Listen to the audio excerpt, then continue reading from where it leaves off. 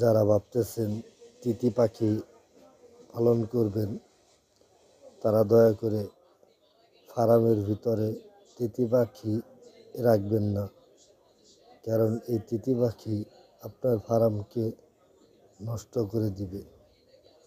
দেখেন কিভাবে আমার এই মুরগিগুলাকে দৌড়াচ্ছে। তো আগের চাইতে আমার এই মুরগিগুলো ওজনেও কমে গেছে। তো সারাটা দিন এইরকম করে খালি দৌড়ায়।